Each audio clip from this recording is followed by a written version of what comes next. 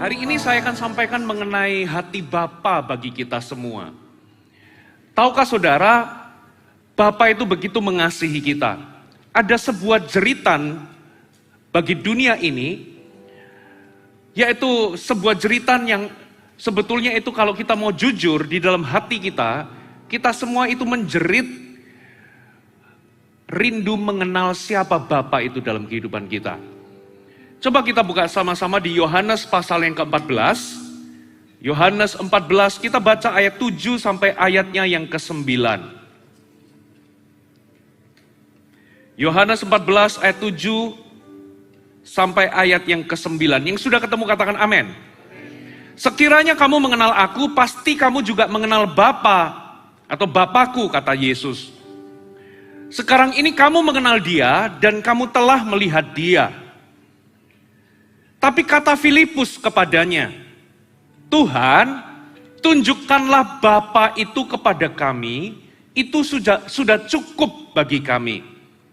Kata Yesus kepadanya, telah sekian lama aku bersama-sama kamu Filipus, namun engkau tidak mengenal aku. Barang siapa telah melihat aku, ia telah melihat Bapa. Bagaimana engkau dapat berkata, tunjukkanlah Bapa itu kepada kami. Jadi rupa-rupanya, ada banyak orang yang sudah menerima Yesus atau sudah lahir baru, tapi mereka kesulitan untuk mengenal Bapa Sorgawi. Bayangkan, Yesus berkata, Filipus, engkau sudah lama ikut aku, engkau sudah lama bersama dengan aku, tapi engkau tidak mengenal siapa Bapa dan engkau berkata, tunjukkanlah Bapa itu kepadaku. Itu menggambarkan bahwa ada banyak anak-anak Tuhan, ada banyak orang Kristen, orang yang sudah lahir baru, tapi mereka belum mengenal Bapa. Itulah sebabnya jeritannya Filipus itu adalah jeritan yang mewakili jeritan ada banyak hati setiap manusia di muka bumi ini. Filipus berkata, Tuhan, tunjukkanlah kepadaku Bapa itu. Itu sudah cukup bagi kami.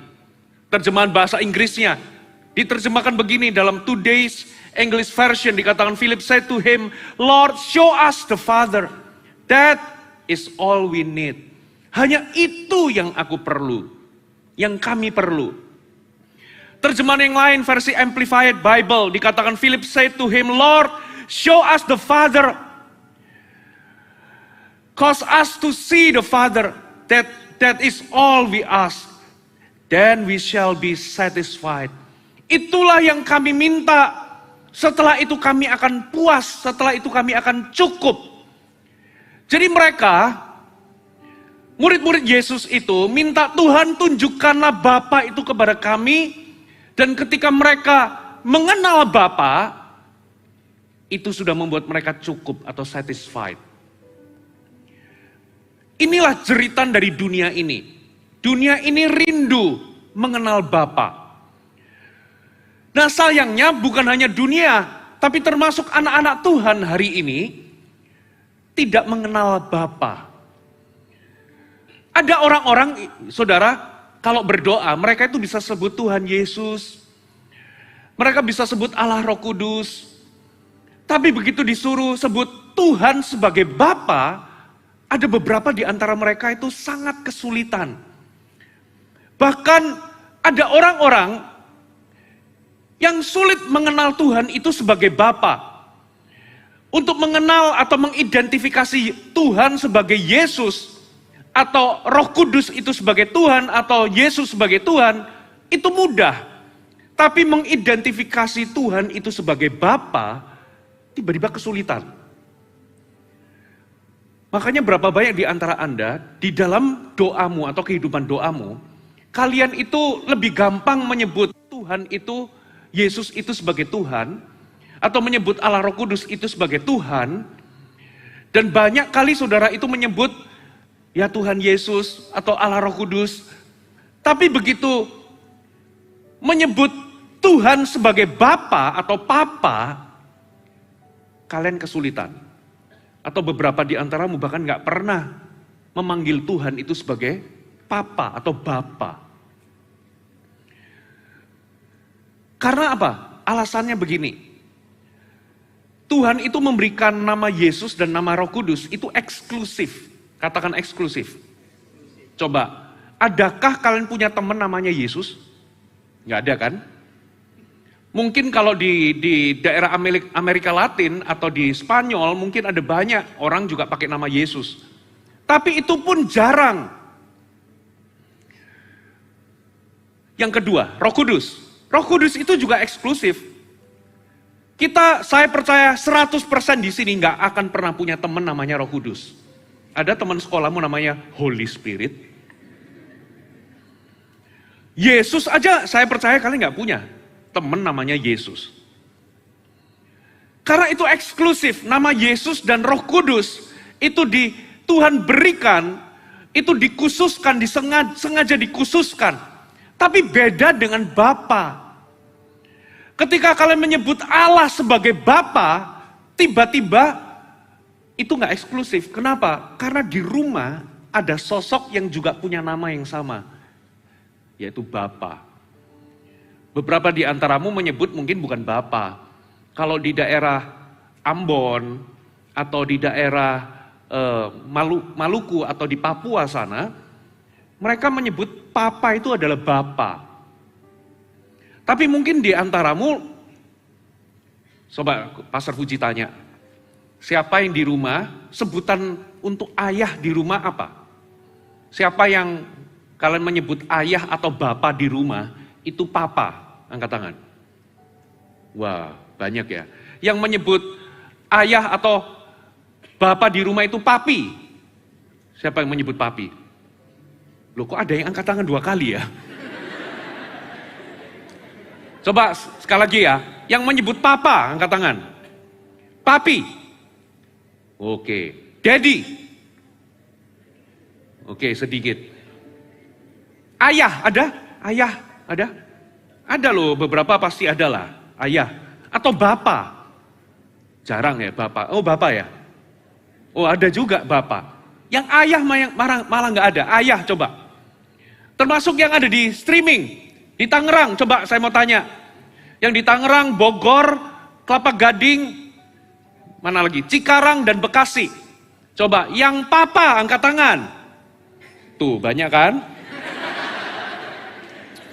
Yang Papi. Coba lihat kanan kirinya, Papi. Oh, banyak kan? Daddy. Tuh, ada. Ayah, ada? Ada ayah? Nah, jadi nama Yesus dan Roh Kudus itu eksklusif. Hampir tidak ada manusia yang punya nama Yesus atau Roh Kudus. Kita hampir nggak punya teman namanya Yesus atau Roh Kudus. Tapi begitu kita menyebut Tuhan sebagai Our Father atau Papa atau Bapa atau Daddy, saudara, tiba-tiba ada satu orang di keluarga kita atau di rumah kita yang namanya sama dengan Allah Bapa. Dia adalah ayah kita atau papa kita, daddy kita di rumah. Nah, itulah sebabnya beberapa orang sangat kesulitan mengidentifikasi Tuhan sebagai papa atau sebagai ayah atau sebagai daddy atau sebagai bapa kita. Kenapa? Karena beberapa di antara saudara itu punya pengalaman-pengalaman yang buruk dengan papa di rumah. Makanya nggak kebetulan. Kenapa kok nama Yesus itu eksklusif, nama Roh Kudus itu eksklusif, sementara nama Bapa, Tuhan sebagai Bapa itu kenapa kok sama dengan ayah kita di rumah? Karena itu nggak kebetulan, itu adalah idenya Tuhan. Tuhan itu menempatkan diri kita di dalam sebuah keluarga di mana ada sosok yang bernama Papa, supaya apa? Supaya lewat Papa di rumah itu, atau Bapa di rumah, lewat Papi atau Daddy di rumah itu, kita bisa mengenal Tuhan. Makanya keluarga itu adalah sebetulnya sekolah pengenalan akan Allah. Tuhan sengaja, itu ide Tuhan. Supaya kita bisa mengenal Bapa Sorgawi melalui ayah kita di rumah. Atau papa kita di rumah. Nah, masalahnya sasaran iblis adalah iblis ingin menghancurkan atau merusak gambar Bapa Sorgawi itu. Melalui apa? Melalui itu iblis itu membuat banyak papa-papa di rumah itu gak beres. Sehingga kalian sebagai anak itu terluka dan punya gambaran yang buruk tentang Bapa di sorga. Coba kita baca sama-sama, kita buka sama-sama Ulangan pasal pertama ayat 27.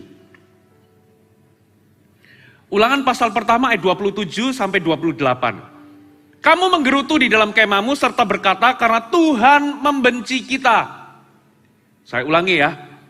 Kamu menggerutu, mengeluh di dalam kemahmu, di dalam rumahmu, serta berkata Tuhan membenci kita.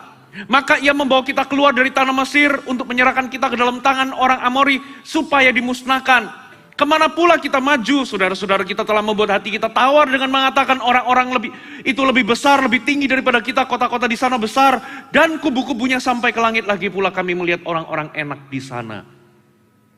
Jadi ternyata orang Israel itu mengeluh, menggerutu, dan mereka itu punya kesan bahwa Tuhan itu membenci mereka. Padahal sebetulnya Tuhan itu ingin membawa mereka ke tanah perjanjian. Tuhan ingin memelihara mereka, Tuhan ingin mereka mengalami kehidupan yang penuh dengan kelimpahan di tanah perjanjian.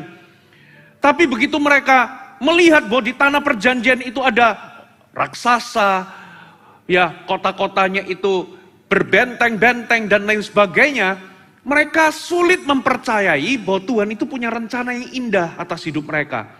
Malahan mereka punya kesan Tuhan itu benci mereka. Nah pertanyaannya, dari mana mereka itu bisa punya kesan, punya gambaran Tuhan itu jahat dan membenci mereka?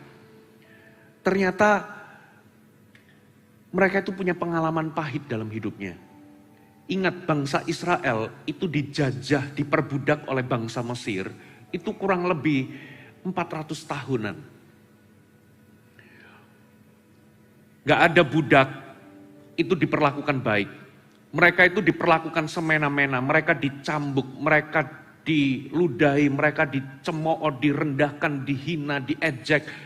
Ya, mereka itu bahkan tidak dikasihani, mereka itu dipaksa untuk kerja.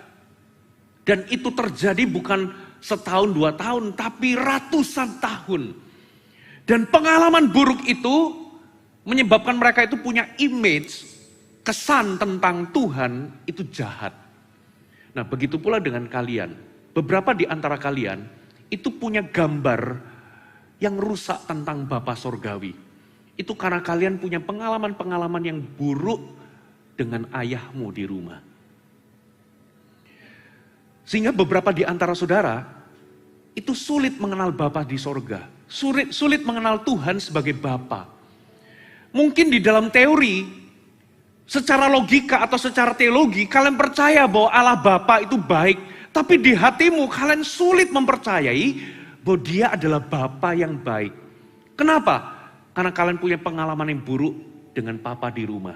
Makanya orang-orang, anak-anak Tuhan yang punya pengalaman atau hubungannya nggak baik dengan Papa duniawi, biasanya dia juga punya hubungan yang tidak baik dengan Bapa di sorga.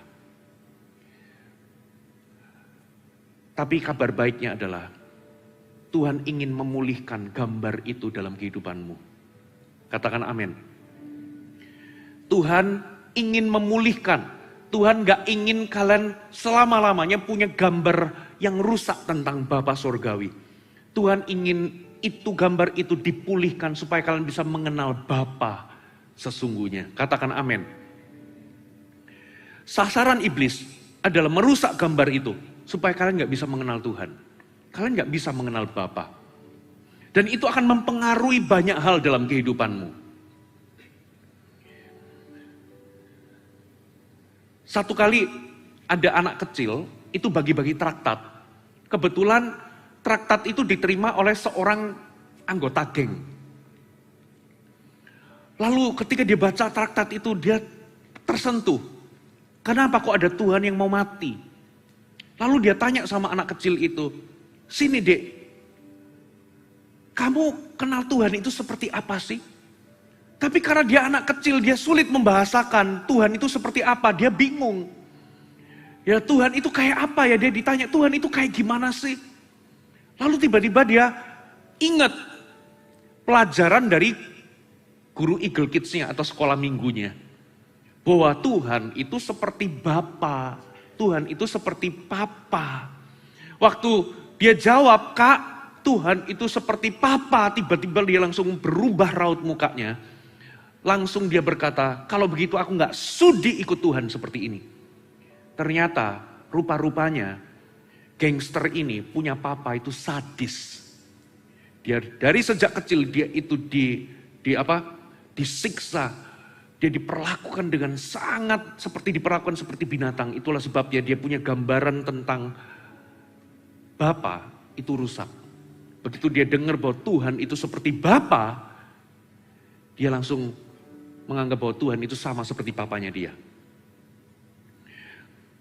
Tapi kabar baiknya saudara, kalau kalian punya gambar yang rusak, hari ini, lewat khotbah ini Tuhan akan beracara dalam kehidupanmu.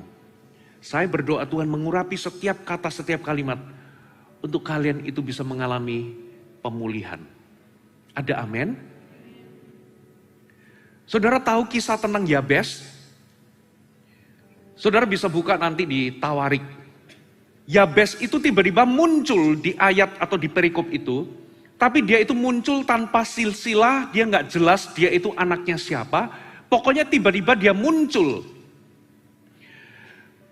Dan dia dikasih nama, itu Yabes. Yabes itu sebetulnya nama yang mengandung kutukan. Maksudnya gini loh, bukan kutukan gimana, tapi itu bukan nama yang bagus. Namanya itu mengandung arti sorrowful atau painful atau kesakitan. Jadi ternyata entah gimana sangat besar kemungkinan Yabes ini membawa duka cita yang mendalam bagi ibunya. Mungkin dia ini anak haram, atau mungkin saudara, dia ini memang anak yang tidak diinginkan, anak yang membawa penderitaan atas ibunya waktu dia mengandung. Jadi tebakan saya bisa jadi Yabes ini anak yang tidak diinginkan, atau anak hasil dari anak haram lah. Makanya silsilahnya dia nggak jelas, dia ini papanya siapa nggak jelas. Dan dikasih nama, bayangkan dikasih nama Yabes. Coba, kalau kalian dikasih nama sial, kalian pasti sulit hidup masa-masa SD, SMP, SMA. Sulit, karena namamu ini mengundang olok-olokan. Jadi bahan tertawaan atau jadi bahan buli-bulian. Yabes itu harus hidup dengan menyandang nama itu. Nama itu mengandung apa saudara? Mengandung doa, mengandung harapan, mengandung identitas tentang siapa dia dan nasibnya gimana ke depan. Entah apa yang mendasari sehingga mamanya itu kasih, tapi dari namanya kita bisa tahu bahwa anak ini mungkin membawa penderitaan, kesakitan bagi ibunya. Gak jelas siapa papanya. Tapi yang luar biasa, dia berdoa kepada Tuhan. Saudara, ada satu titik dalam hidupnya, dia itu mengenal Tuhan sebagai Bapa. Karena doanya waktu dia berdoa, berkatilah aku berlimpah-limpah.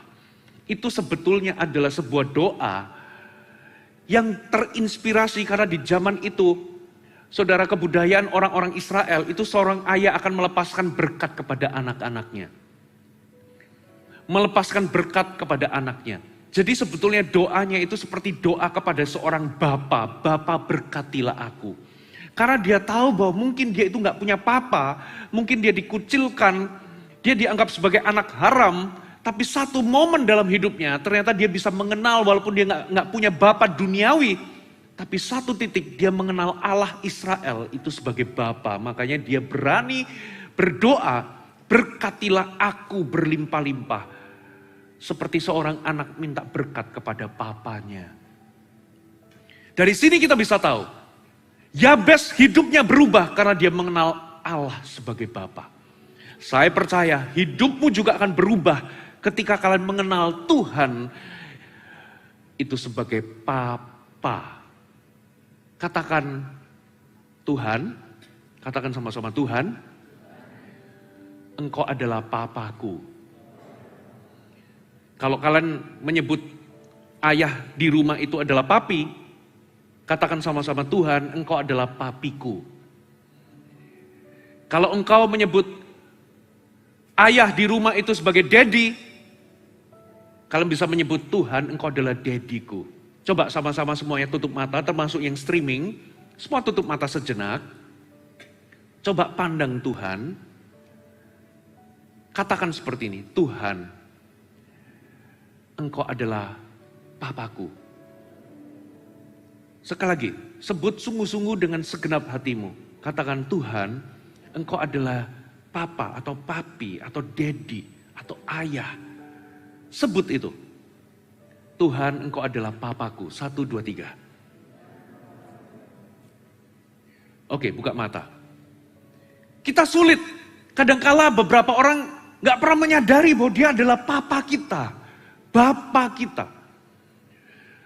Hari ini dia ingin memulihkannya. Nah, pertanyaannya, bagaimana aku bisa pulih? Ternyata kabar baiknya, Yesus itu turun ke muka bumi ini. Lalu dia mengalami encounter dengan Bapa di sorga. Encounter Yesus dengan Bapa itu membawa perubahan dalam hidup kita. Kenapa? Karena Yesus turun di muka bumi ini, dia menjadi anak. Makanya Yesus itu dikenal sebagai anak manusia. Dan ketika dia jadi anak, dia itu sebetulnya menggantikan posisi kita supaya kita ini bisa jadi anak Tuhan. Katakan amin. Nah, coba perhatikan apa encounter yang dialami oleh Yesus dengan Bapa. Coba kita buka sama-sama di Matius pasal yang ketiga, ayat 16 sampai 17. Sesudah dibaptis, Yesus segera keluar dari air dan pada waktu itu juga langit terbuka. Dan ia melihat Roh Allah seperti burung merpati turun ke atasnya. Lalu terdengarlah suara dari mana? Sorga yang mengatakan, inilah anakku yang kukasihi, kepadanyalah aku berkenan. Perhatikan, Yesus itu turun ke muka bumi ini. Memang dia mati, dia mengambil rupa seorang hamba. Tapi jangan lupa, Yesus itu juga turun di muka bumi itu, dia jadi anak. Dan ketika dia jadi anak, dia jadi teladan dan model bagi kita. Dan dia menggantikan kita. Dengan dia jadi anak, hari ini kita ini juga bisa jadi anak di dalam Kristus.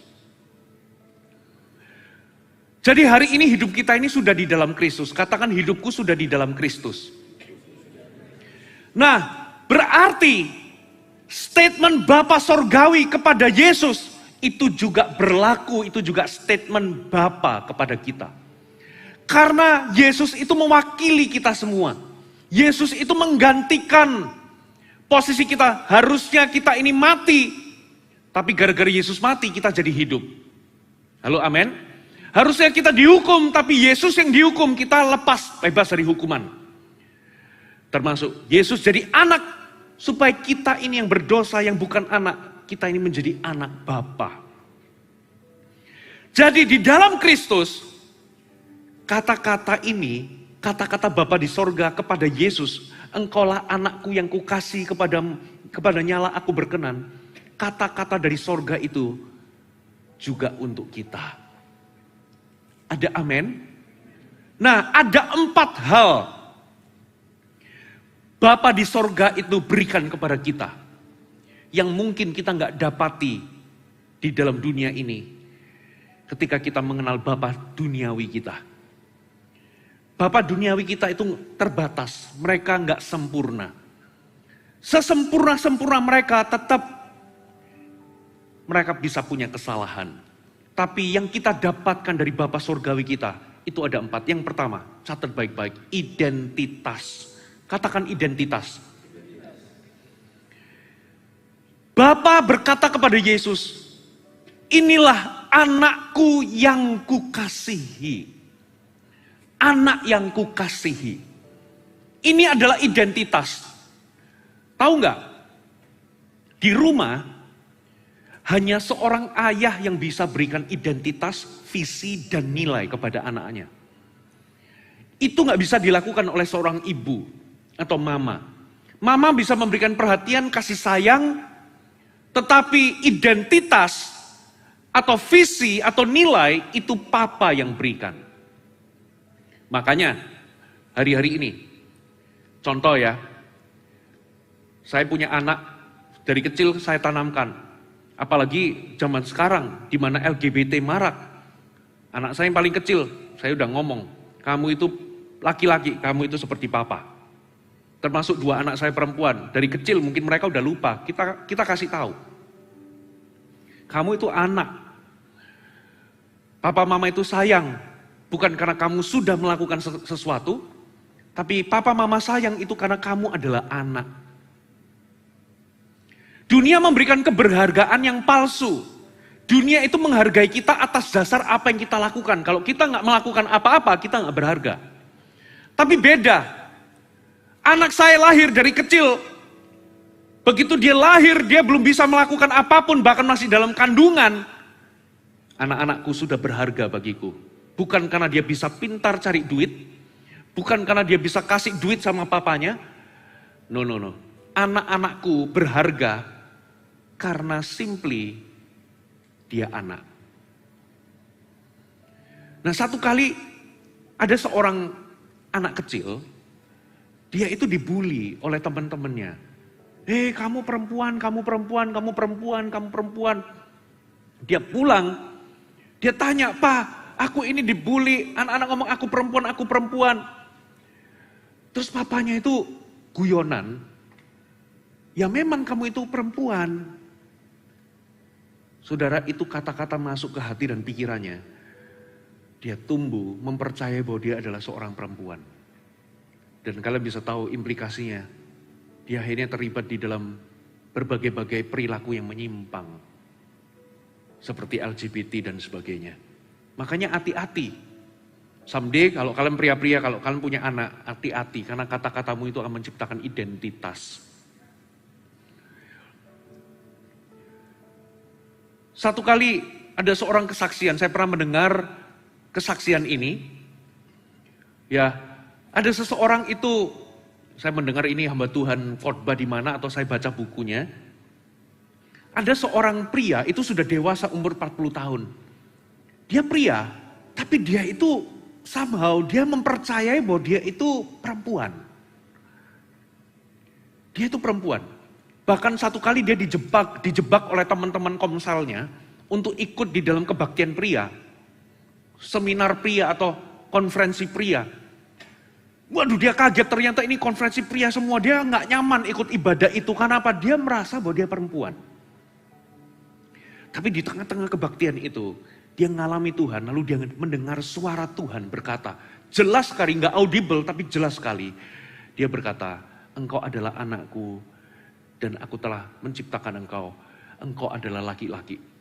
Sejak hari itu tiba-tiba berubah hati dan pikirannya itu, kata-kata itu masuk menjadi identitas. Sejak hari itu dia mempercayai bahwa dia adalah pria. Nah, pertanyaannya, identitas apa yang Tuhan beri kepada kita? Ternyata ini, identitas bahwa engkau adalah anak yang kukasihi. Engkau itu berharga di mata Tuhan. Engkau berharga bukan prestasimu. Engkau berharga bukan karena apa yang engkau lakukan. Dunia memberikan harga. Keberhargaan yang diberikan oleh dunia itu keberhargaan yang semu atau palsu. Dunia menghargaimu atas apa yang kau lakukan. Tapi Tuhan menghargaimu. Engkau dikasihi oleh Tuhan. Bukan karena engkau bisa lakukan sesuatu atau enggak lakukan sesuatu. Engkau dicintai Tuhan semata-mata karena engkau adalah anak yang dikasihinya. Katakan amin. Coba letakkan tangan di dada seperti ini, pejamkan mata sejenak. Tuhan, katakan, "Bapa, terima kasih. Aku ini anakmu. Engkau adalah papaku. Dan aku berharga di matamu." Oke, buka mata. Jadi keberhargaan dirimu itu gak ditentukan dari apa yang kau pakai, berapa mahal jammu, atau seberapa bagus prestasimu, atau perbuatan-perbuatanmu, engkau itu berharga simply because kita semua, Anda dan saya, adalah anak-anak yang kukasihi, kata Tuhan. Ada amin?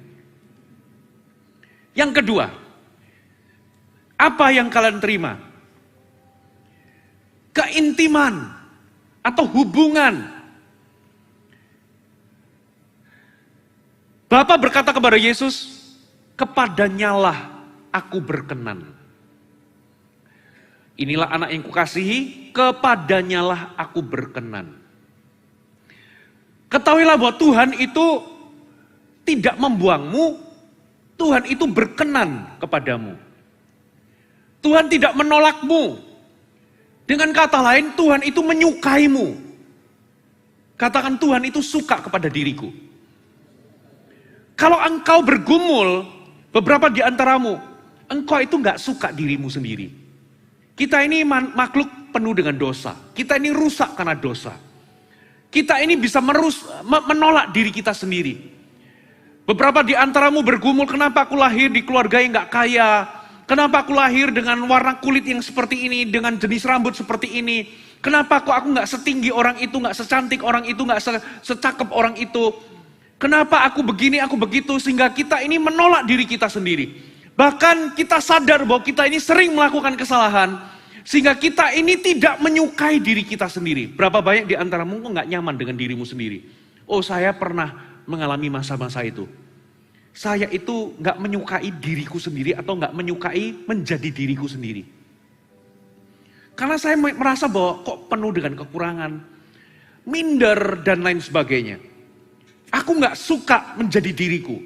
Hari ini ternyata Tuhan itu berkenan. Maksudnya apa? Tuhan menyukaimu.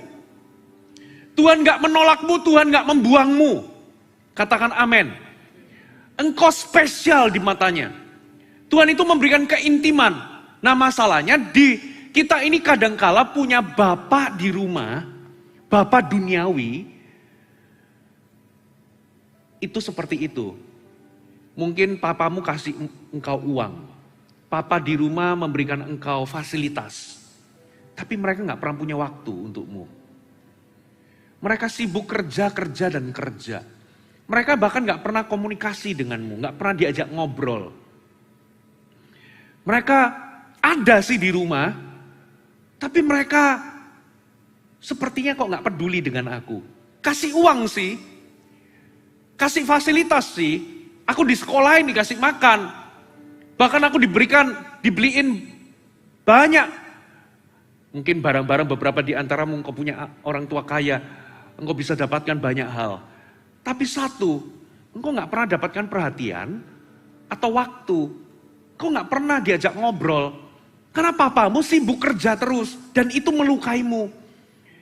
Itu membuatmu bertanya-tanya, apakah papaku menyukaiku? Apakah papaku itu mengasihiku?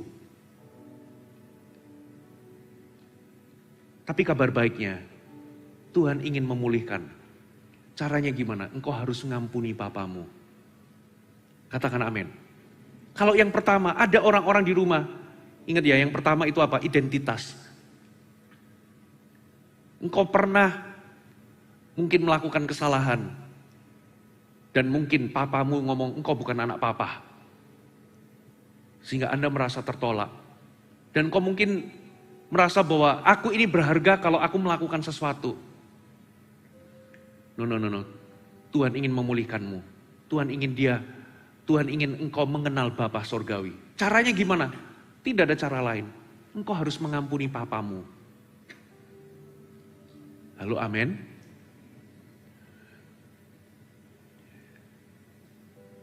Katakan yang kedua, keintiman. Kepada kulah Bapa berkenan. Katakan kepada kulah Bapa berkenan. Berarti Tuhan itu dalam tanda kutip demen, suka. Tuhan itu tidak hanya mencintaimu, Tapi Tuhan itu menyukaimu.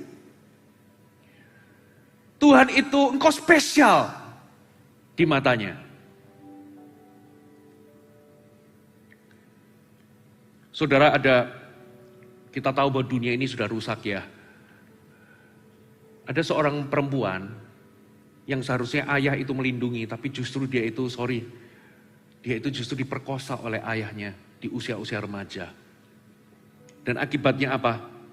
Dia akhirnya menjadi seorang yang berperilaku menyimpang. Dia menjadi lesbian, dia benci laki-laki. Tapi kapan dia mengalami pemulihan? Ketika dia ampuni papanya. Pengampunan itu memberikanmu kemerdekaan. Katakan amin. Makanya di Alkitab, Yesus itu menyebut, karena Roh Kudus itu ada di dalam diri kita. Dan karena roh itu kita menyebut, ya Aba, ya Bapa. Kata Aba, itu adalah panggilan intim untuk seorang ayah. Seperti tadi saya contohkan, kata ayah itu kan kata yang umum, kata bapa itu kan kata formal. Tapi di rumah kita nggak menyebut, beberapa di antaramu nggak menyebut ayah atau nggak menyebut bapa, tapi papa, papi, daddy.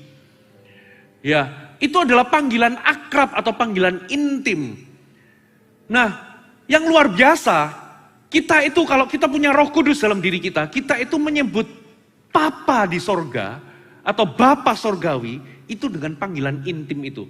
Setara dengan Aba tadi. Ya Aba itu seperti ya papi, ya papa. Jadi di dalam doamu, saudara, di dalam doa personalmu, kalian juga bisa panggil Tuhan itu sebagai papa. Nggak harus ya Bapa gitu ya. Panggil papa atau daddy. Tapi ketika doa di depan umum, gini ya panggil Bapa Surgawi untuk kita menghormati Bapa. Karena nggak semua orang kan, kalau kita doa itu kan personal untuk kita. Kalau kita doa, oh ya dediku di sorga kan aneh. Kalau di depan umum. Tuhan memberikan kita keintiman. Yang ketiga, yang kita dapatkan dari Bapa Surgawi adalah disiplin. Katakan disiplin. Anak yang dicintai atau anak yang dikasihi akan didisiplin oleh ayahnya atau bapaknya. Yesus itu dikasihi karena dia juga menerima disiplin dari bapaknya. Yesus itu sekalipun dia itu anak Tuhan, dia itu Tuhan 100%, tapi waktu dia lahir dalam kemanusiaan, dia itu juga punya papa, namanya siapa? Yusuf. Sepanjang ya ada teori-teori yang gak alkitabiah mengatakan bahwa Yesus itu kan kita tahu kehidupannya sekitar waktu dia umur 30-an dalam perjalanan ministrinya. Tapi di masa-masa ketika kita tahu waktu Yesus umur 12 tahun itu dia bersoal jawab di bait suci. Dia ngilang gitu loh dalam perjalanan. Ternyata dia ada di bait suci bersoal jawab dengan ahli Taurat. Nah antara umur 12 sampai 30 tahun itu ada yang ngomong, oh Yesus pergi ke India dan sebagainya. Enggak. Yesus itu hidup ya di bawah pengasuhan papa dan mamanya. Jadi Yesus gak kemana-mana. Yesus itu menundukkan diri sebagaimana layaknya seorang anak. Kalau di dalam kemanusiaannya, Yesus pun diatur hidupnya. Tidur jam berapa, gak boleh tidur kemalaman dan lain sebagainya. Jadi Yesus pun semasa dia hidup di dunia, dia itu memperoleh disiplin dari bapaknya, dari ayahnya. Walaupun Yusuf itu bukan ayah kandungnya, karena dia lahir karena Roh Allah. Tapi dia menundukkan diri sebagai anak. Katakan amin.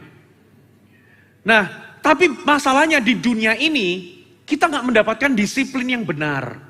Ada dua ekstrim bapak duniawi kita, atau papa lahiria kita di muka bumi. Yang pertama adalah disiplin otoriter. Yang kedua adalah disiplin permisif. Kalau yang otoriter itu bentuknya semena-mena. Ada beberapa di antaramu itu kepahitan atau kecewa dengan papa di rumah, itu karena mereka semena-mena kepadamu. Saya masih ingat, ini ada kesaksian juga saya baca di dalam sebuah buku atau saya dengar di khotbah, saya lupa. Ada seorang pendeta, dia itu sulit sekali mengasihi jemaat. Sering konflik, dia nggak bisa dekat sama jemaat.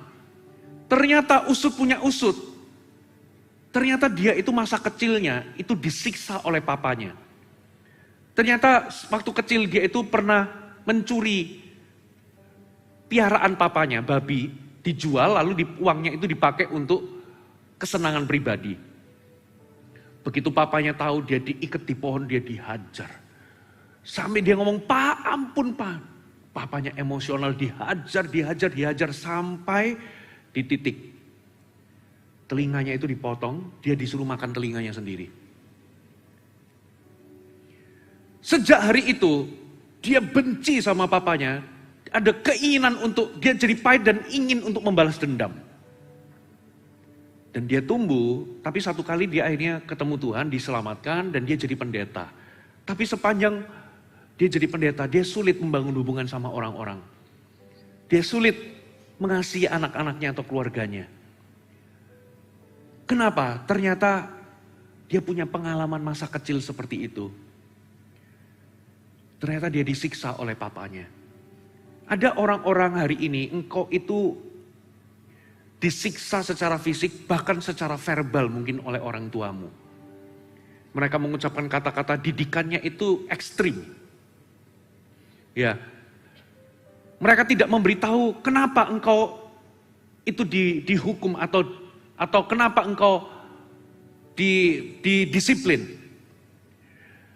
Mereka cuman bisanya memberikan kalian siksaan atau secara verbal maupun fisik, tapi nggak ngasih tahu engkau salahnya apa,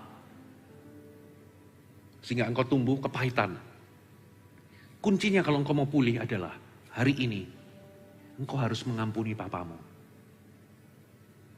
Yang kedua, itu adalah disiplin permisif.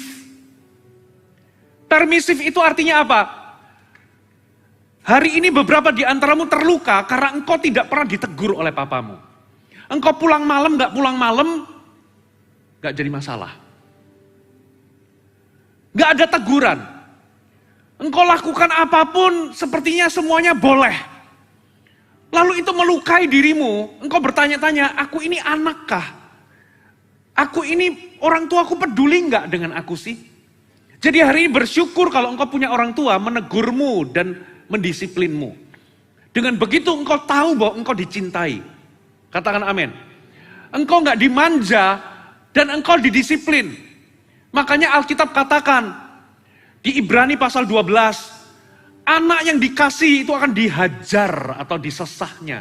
Kata hajar disesah itu bukan disiksa ya, tapi didisiplin. Makanya nasihat firman Tuhan adalah janganlah engkau putus asa apabila engkau dididik oleh Tuhan. Beberapa di antaramu engkau dididik tapi engkau lemah hati, engkau putus asa. No, jangan putus asa. Karena itu tanda bahwa orang tuamu, papamu mencintaimu. Katakan amin. Engkau dididik supaya apa? Ketika engkau besar nanti, engkau tidak jatuh kepada hal-hal yang buruk. Hidupmu supaya hidupmu itu nggak hancur. Orang kalau nggak dididik, dia akan manja. Dia akan jadi pribadi yang rapuh, yang nggak tahan banting. Akibatnya apa? Saudara, banyak orang di luar sana akibatnya apa saudara? Salah pergaulan, narkoba, ya hidupnya disia-siakan, ya seks bebas. Terus apa? Jadi orang pribadi yang nggak berguna, nggak bisa apa-apa. Karena apa? Dari sejak kecil nggak dididik. Bersyukur kalau engkau dididik. Memang waktu engkau dididik itu mendatangkan duka cita. Tapi duka cita itu duka cita ilahi yang mengerjakan karakter atau sebuah apa ya? Karakter ilahi dalam kehidupanmu. Kalau engkau nggak didisiplin, nggak ada yang namanya ketekunan dan lain sebagainya. Kadangkala disiplin itu memang dalam tanda kutip mahal harganya. Tapi itu untuk mengajarkanmu bahwa di dalam setiap perbuatanmu itu mengandung konsekuensi. Kalau engkau datang terlambat, engkau dapat detention di sekolah. Kalau engkau nggak kumpulkan tugas, engkau dapat nilai jelek. Kalau engkau nggak rajin belajar, engkau tidak naik kelas. Maksud dari didikan itu mengajarkanmu bahwa setiap perbuatan kita itu selalu ada konsekuensi. Bersyukur. Janganlah putus asa ketika engkau diperingatkannya. Juga janganlah engkau marah ketika engkau dididik oleh orang tuamu. Makanya puji Tuhan kalau engkau dididik. Tapi masalahnya, Bapa duniawi kita itu ada di dua ekstrim. Yang satu permisif, segala sesuatu sepertinya boleh, kelihatannya enak, tapi Anda akan terluka. Karena aku ini sebetulnya dicintai nggak sih sama orang tua? Karena apa? Nanti waktu besar, Anda akan berterima kasih kepada didikan orang tuamu. Karena didikan itulah yang membuatmu sukses. Membuatmu jadi pribadi yang bisa diandalkan, bisa dipercaya dan punya karakter. Tapi ada juga ekstrim kiri. Kalian disiksa, secara verbal dilukai. Tapi hari ini Bapa memberikanmu disiplin yang benar. Katakan amin. Yang ke berapa? 4. Yang keempat. Kasih yang tidak bersyarat. Kasih yang tidak bersyarat. Kisah anak yang hilang itu menggambarkan tentang kasih Bapa kepada kita. Coba lihat, anak ini sudah gagal dan waktu dia kembali, posisinya itu sudah kurus, bau, mungkin penyakitan, mungkin ada penyakit kulit, udah gak dikenali, gitu ya. Tapi coba lihat apa respon bapaknya. Bapak tidak menolak dan tidak membuangnya, tapi justru bapaknya berlari memulihkan segala sesuatunya. Itu adalah kasih Bapa yang tidak bersyarat. Ada amin? Tapi sebaliknya, coba lihat anak sulungnya. Ketika papanya bikin pesta, ternyata anak sulungnya, anak pertamanya nggak mau masuk ikut pesta bersama dengan ayahnya. Karena anak yang hilang itu kembali, anak adiknya kembali. Dia berkata, aku ini sudah melakukan perintah Bapa. Tapi kenapa engkau tidak pernah bikin pesta satupun untukku? Berarti di benak anak sulung ini, kasih itu bersyarat. Kasih itu barter. Aku lakukan, aku taat kepada ayah, tapi kenapa kok gak ada balasannya? Papanya bilang, loh, kalau masalah pesta, engkau kan anakku. Engkau bisa bikin pesta setiap hari. Tapi hari ini bersukacitalah bersama dengan aku. Karena adikmu yang hilang sudah kembali. Jadi ternyata ada anak yang tumbuh dengan pola pikir bahwa kasih dari Papa, kasih dari Bapa di sorga itu bersyarat. Dengar baik-baik, janji Tuhan itu ada syaratnya. Tapi kasih Tuhan tidak ada syaratnya. Katakan amin. Mungkin beberapa di antaramu pernah mengalami banyak hal. Mungkin ketika engkau melakukan sesuatu, engkau dibanding-bandingkan dengan orang lain atau anak orang lain. Dengan cara itu engkau merasa bahwa orang tuamu, papamu itu menolakmu. Mungkin beberapa di antara saudara itu punya pengalaman seperti tadi. Dulu waktu kecil engkau disayang-sayang, tapi waktu gede sepertinya kok papa gak sayang lagi sama aku. Sepertinya dibuang, disekolahin jauh-jauh. Gitu ya. Kadangkala itu cuman asumsi. Tapi itu membekas dalam dirimu. Dulu waktu kecil lucu, tapi ketika engkau gede udah gak lucu lagi. Anda menyangka bahwa papa di rumah gak sayang lagi. Dibanding-bandingkan, merasa gak dikasihi. Apalagi, mungkin beberapa di antaramu, engkau gak didisiplin dengan benar. Engkau dihajar tanpa pernah tahu apa kesalahanmu. Engkau luka, engkau pahit. Engkau gak bisa ngampuni orang tuamu. papamu. Mungkin kalian itu tumbuh di masa-masa remaja ini, sedikit pun gak pernah diajak ngobrol oleh orang tua, oleh papa. Semua kebutuhanmu dipenuhi, tapi papamu terlalu sibuk, gak intim sama engkau. Mungkin juga ada seorang ayah, engkau tinggal, papamu itu memberikanmu banyak janji tapi gak pernah ditepati. Sehingga hari ini engkau sulit untuk mengenal Bapa di sorga. Sehingga kau bahkan gak bisa sadar bahwa janji-janji di Alkitab itu juga bagimu. Dan juga ketika engkau alami kesulitan, engkau merasa putus asa. Karena apa? Engkau merasa bahwa Tuhan juga gak peduli dengan hidupmu. Karena engkau mungkin punya papa yang gak pernah tepati janji.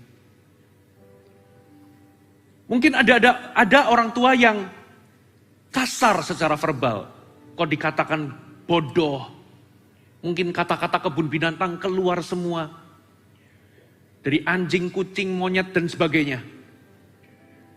Kau dikatakan tolol. Dan lain sebagainya.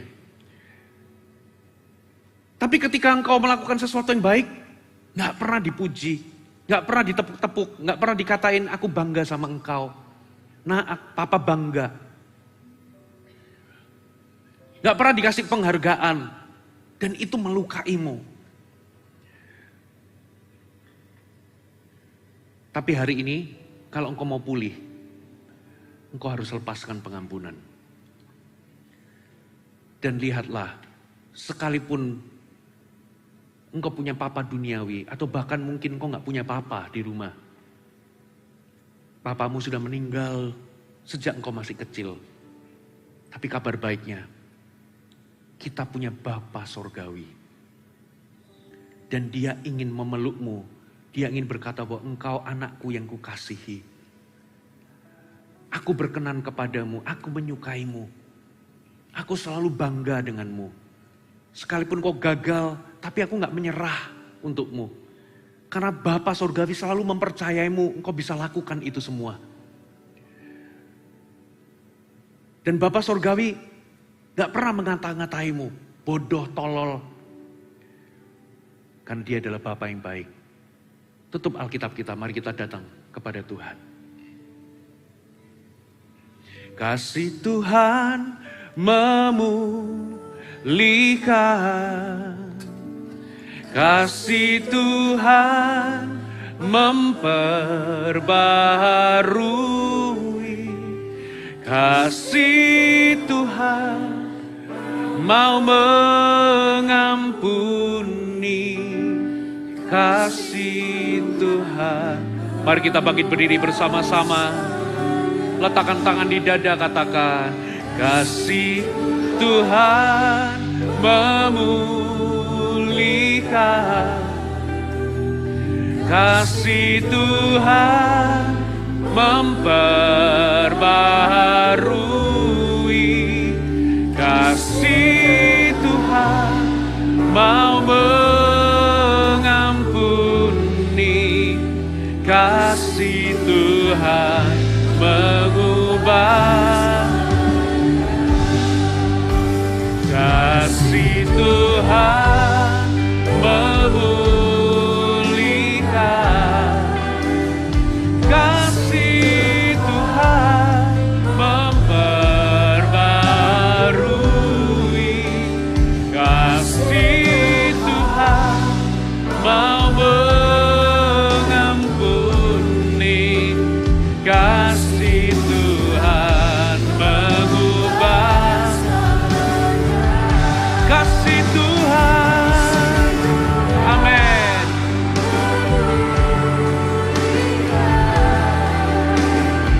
Kasih Tuhan memperbarui.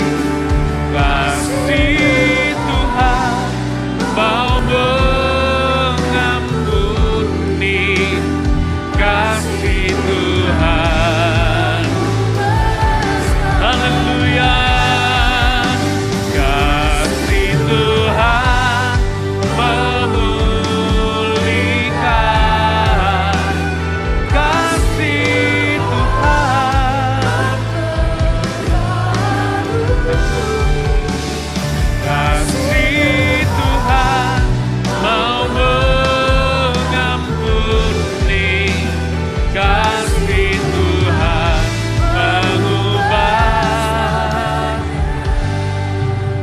Semua buka mata sejenak.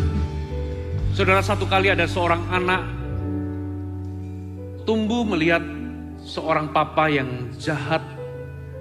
Papanya ternyata punya simpanan yang lain atau punya wanita yang lain.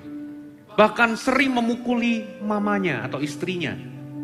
Tiap hari dia melihat mamanya itu dipukul, dilukai. Apalagi papa ini juga selingkuh.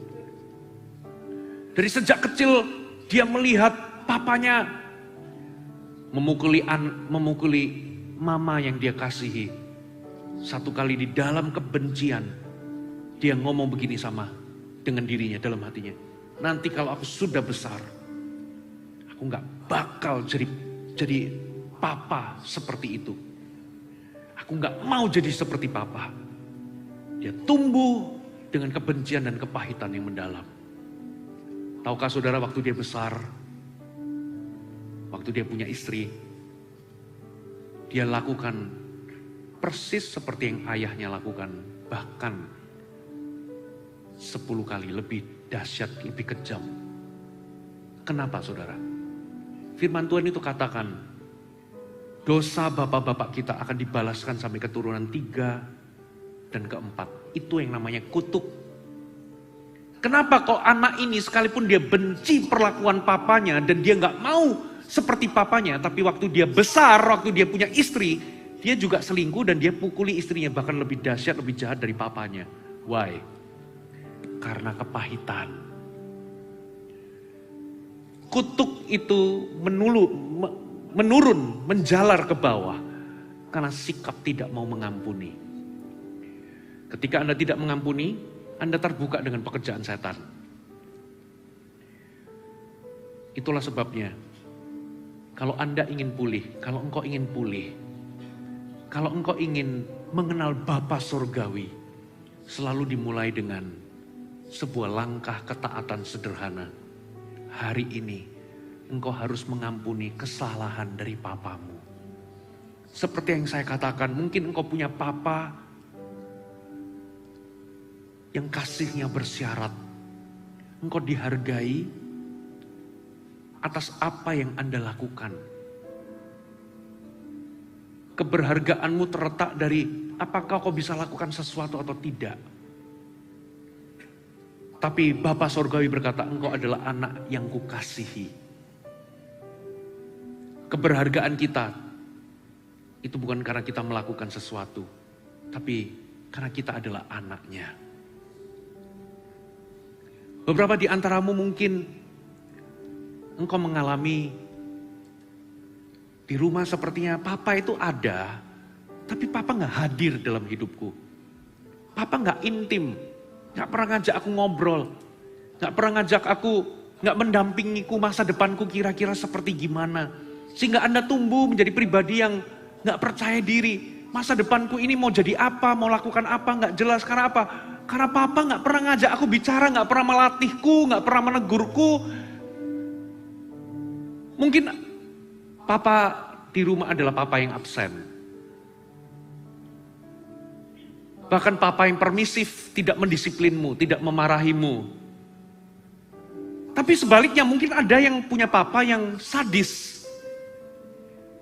Papa yang memukulimu tanpa sebab. Bahkan mengatakan taimu tolol, tidak berguna, bodoh, dan segenap kata-kata binatang. Sehingga Anda terluka.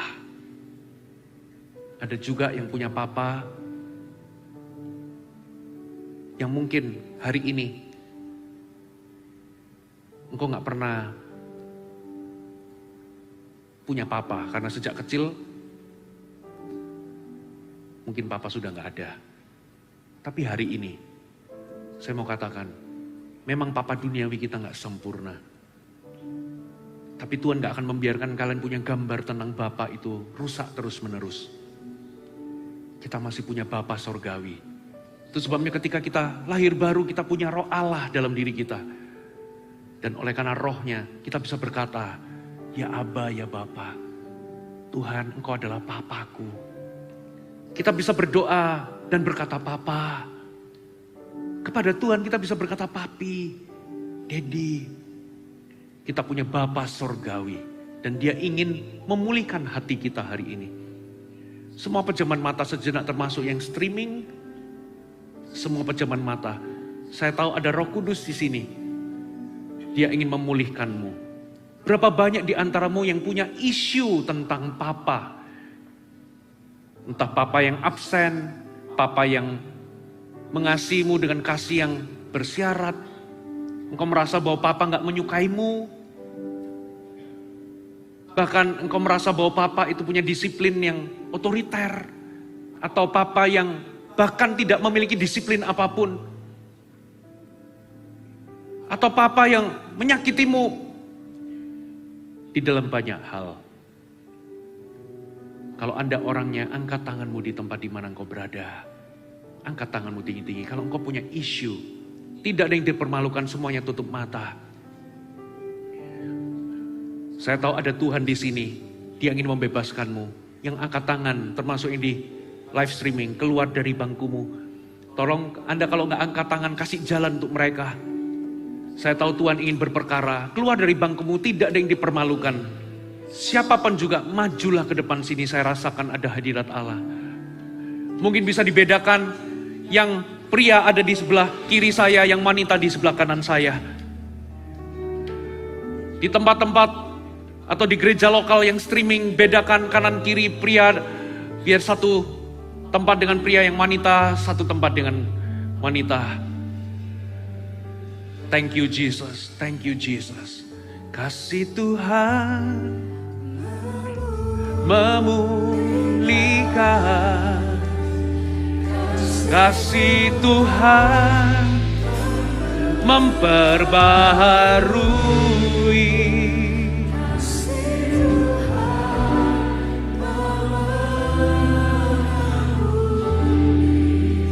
kasih. Kalau perlu kursi-kursi bisa dimundurkan, termasuk yang ada di gereja lokal kita yang lain.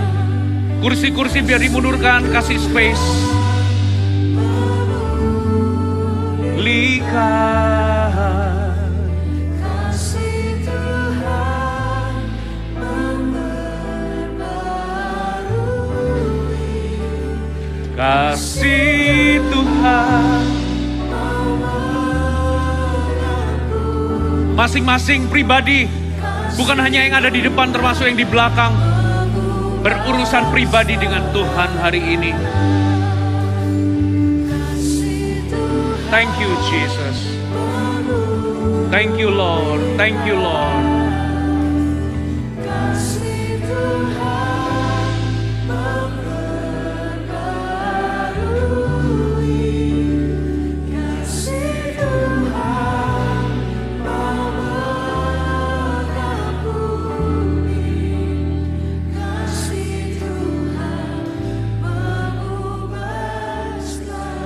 Saya akan memimpin dalam doa.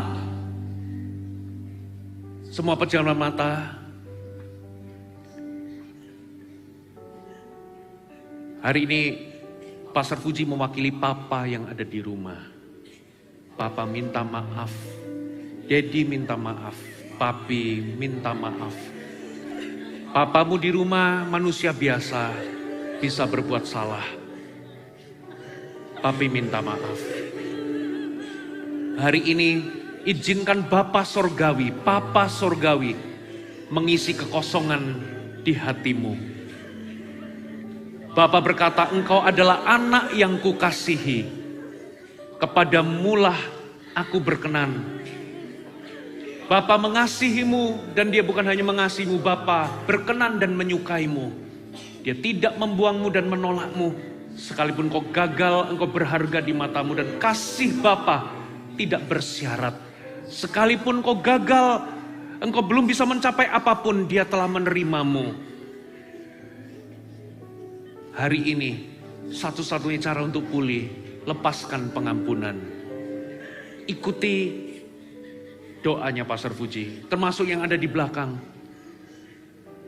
Bapa Sorgawi, Tuhan Yesus, Allah Roh Kudus, hari ini aku lepaskan pengampunan untuk papaku. Dalam beberapa detik ini Anda bisa sebut apa kesalahan papamu.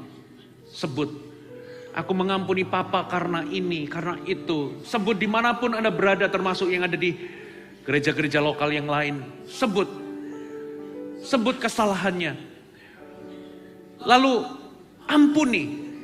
Katakan, aku mengampuni papa. Aku lepaskan pengampunan. Hari ini semua kesalahannya aku anggap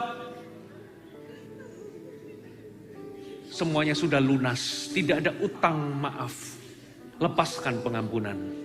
Thank you Jesus. Thank you Lord. Thank you Jesus. Mari angkat tangan tinggi-tinggi, katakan, kasih Tuhan. Para pendoa, para pemimpin bisa layani mereka, doakan mereka. Hari ini kasih Bapa akan melawat setiap mereka. Bahkan kalau ada roh jahat, roh pahit, roh kekecewaan, hari ini itu semua akan keluar dalam nama Yesus. In Jesus name, mengalir kasih Bapa, mengalir. Engkau adalah anakku dan aku mengasihimu. Kepadamulah aku berkenan. Engkau adalah anak yang dicinta oleh Tuhan.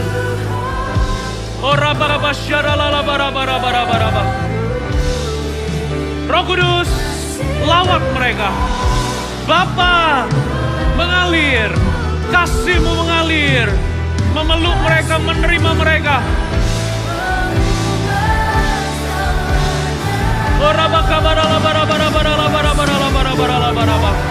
Yes, Lord. Thank you, Jesus.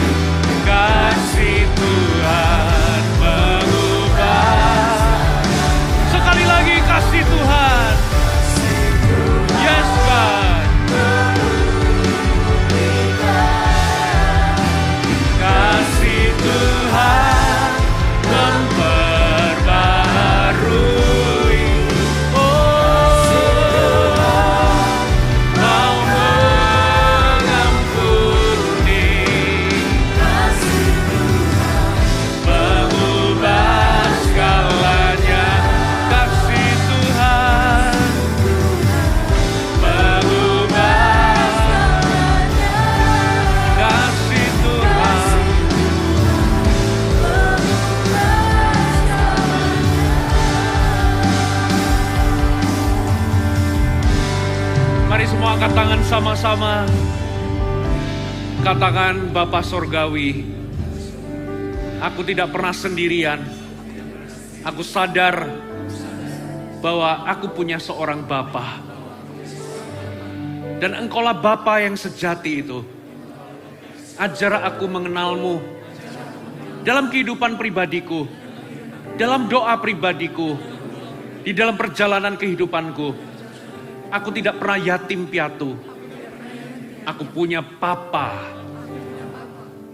Aku punya Papi Sorgawi. Dan Engkau adalah Bapa yang sempurna. Engkau mengasihiku. Engkau berkenan atas hidupku. Engkau mendidikku. Dan kasih-Mu tanpa syarat. Terima kasih ya Tuhan. Dan hari ini, sekali lagi aku lepaskan pengampunan kepada orang tuaku, kepada papaku, atas setiap mungkin kesalahan mereka. Dan kami juga berdoa untuk papa mama yang aku sayangi. Tuhan berkati mereka. Terima kasih untuk papa dan mama. Sekalipun mereka tidak sempurna, mereka adalah wakil-Mu. Berikan hati yang bijaksana. Berkati pekerjaan mereka. Jauhkan dari sakit penyakit. Tuhan, aku melepaskan berkat untuk orang tuaku. Terima kasih Bapa. Di dalam nama Tuhan Yesus, mari kita angkat tangan sama-sama. Jemaat AOG yang dikasih Tuhan, pulanglah membawa hati yang baru. Membawa pemulihan, membawa pengenalan yang baru akan Bapa Sorgawi. Mulai sejak hari ini, Bapa akan nyata dalam kehidupanmu. Pertumbuhan rohanimu akan terus naik dan bukan menjadi turun. Akan terjadi kebangunan rohani. Akan terjadi kebangkitan rohani. Perjalananmu dan masa depanmu akan semakin nyata. Karena engkau sadar bahwa engkau tidak pernah sebatang kara. Engkau sadar bahwa engkau tidak pernah berjalan sendiri. Engkau memiliki Bapa Sorgawi, Papa Sorgawi. Sehingga kasih karunia yang melimpah daripada Yesus Kristus juga nyata atasmu. Dan pengurapan, penyertaan dan pewahyuan dari Allah Roh Kudus akan terus menuntunmu sehingga aku akan terus mengenal Tuhan dengan utuh dan sempurna. Lepaskan berkat ini di dalam nama Tuhan Yesus Kristus. Semua yang diberkati katakan amen. God bless you. Hai, terima kasih sudah bergabung bersama kami Gereja Mount Sharon Jabodetabek. Sebagai gereja Tuhan, adalah kerinduan bagi kami untuk melihat Anda terus bertumbuh di dalam pengenalan akan Tuhan dan mengalami perubahan hidup. Maka dari itu, bergabunglah bersama komunitas kecil kami, Connect Group. Dapatkan informasi lebih lanjut pada kolom deskripsi kami. Last but not least, don't forget to subscribe dan bagikan video ini kepada orang yang Anda kasihi. Thank you for joining us and see you next time.